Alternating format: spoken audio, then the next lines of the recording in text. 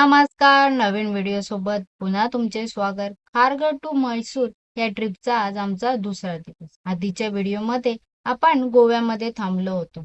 तिथून सकाळी 9 वाजता चेकआउट करून पुढील प्रवासाला सुरुवात केली. आता गोव्यावरून म्हैसूरला जाण्यासाठी 2 रस्ते गुगल मॅप दाखवत होते. एक होता मुरुडेश्वर, उडुपी, मँगलोर, मडिकेरी, म्हैसूर असा, तर दुसरा होता गोव्यावरून हुबली, दावणगेरे व म्हैसूर असा होता. दोन्ही रोडमध्ये 1 तासाचा फरक जाणवत होता. त्यामुळे आम्ही मुरुडेश्वर या ठिकाणी भेट देऊन पुढे जाण्याचे ठरवले. मुरुडेश्वर मंदिर हे एक ऐतिहासिक मंदिर आहे. त्या मंदिराच्या मागच्या बाजूला असलेली 123 फूट उंच भव्य अशी शिवमूर्ती जी अरबी समुद्राकडे तोंड करून पाहते व त्या मंदिराच्या समोर असलेला 249 फूट उंच गोपुरा जो पाहण्यासाठी खूप प्रसिद्ध आहे. 4 तासाच्या प्रवासानंतर आम्ही मंदिराच्या प्रवेशद्वारापाशी येऊन पोहोचलो.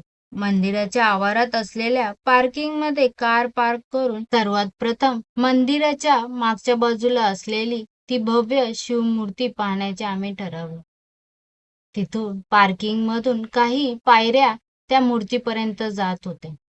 123 फूट उंच ती शिवमूर्ती व त्यासमोर असलेले नंदी आणि त्याच्याच बाजूला दिसत असलेला मंदिराचा राजगोपुर खरंच खूप आकर्षक असे सुंदर वाटत होते पाहण्यासाठी सर्व दृश्य. त्याबरोबर समुद्र व त्या बाजूला असलेला किनारा सुद्धा खूप छान व आकर्षक वाटत होता. ते पाहून झाल्यानंतर आम्ही मंदिराच्या दिशेने जाण्यासाठी सुरुवात केली.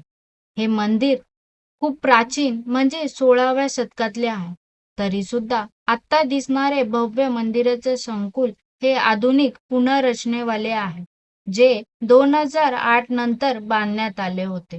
मंदिरामध्ये शिव मंदिर व्यतिरिक्त मंदिर आवारामध्ये बरेचसे अजून सुद्धा वेगवेगळ्या देवांची मंदिरं आहेत, ज्यांच्या सर्वांच्या मंदिराचे कलश हे सोन्याचे असून खाली चांदीचे मंदिर आहे.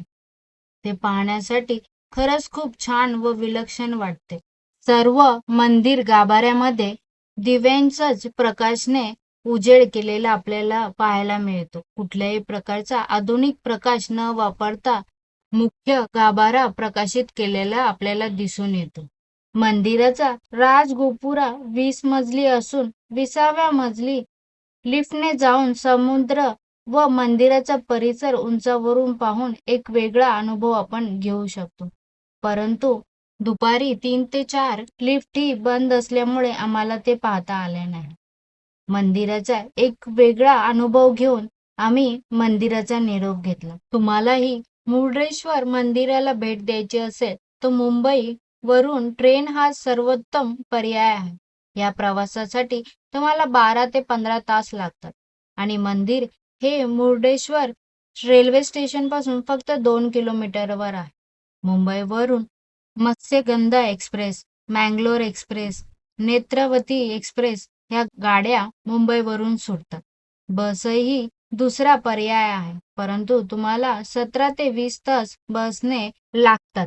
बससाठी खाजगी आणि राज्य परिवहन बसेसचा वापर तुम्ही या ठिकाणी पोहोचण्यासाठी करू शकता. तुम्ही जर स्वतःच्या वाहनाने इथे येणार असाल तरी सुद्धा आम्ही आलो त्याप्रमाणे तुम्ही येऊ शकता. मंदिरापासून काही अंतरावरच असलेले हे प्रसिद्ध अजून एक ठिकाण, ज्याला त्रासी बीच असे बोलतात. आता सध्या ही जागा विस्तीर्ण करून नूतनीकरण करण्यात आलेले आहे. आधी या ठिकाणी एका बाजूने नदी व दुसऱ्या बाजूने समुद्र व मधून जाणारा अरुंद असा रस्ता होता, जो पर्यटकांना सूर्यास्त पाहण्यासाठी आकर्षित करतो. आताही व्हिडिओत दिसत असल्याप्रमाणे आजही तो सुंदर असा बीच आहे. सुंदर अशा बीचवर थोडा वेळ घालून आम्ही पुन्हा पुढच्या प्रवासासाठी निघालो. आजच्या प्लॅनिंग नुसार मँगलोर मधील एका समपिंगे रिसॉर्ट मध्ये राहणार होतो. रिसॉर्टला तसे आम्ही पोहोचलोय आणि आता रिसॉर्ट मध्ये रूम कसा आहे ते दाखवतो. रूम मध्ये आतमध्ये जाताच डाव्या बाजूला सामान ठेवण्यासाठी जागा, वॉर्डरोब, फ्रीज, टी मेकर, काही चार्जेबल स्नॅक्स, टीव्ही, खुर्ची, एक छोटासा स्टडी टेबल आणि डबल बेड व साईड टेबल, एसी अशा सर्व गोष्टी प्रोव्हाइड केलेल्या होत्या. बाथरूम सुद्धा नीट, क्लीन, वेस्टर्न व सर्व ॲक्सेसरी प्रोव्हाइड केलेल्या होत्या. रूमच्या खिडकीतून दिसणारा हा भन्नाट दृश्य रूमला अजून सुंदर बनवत होते.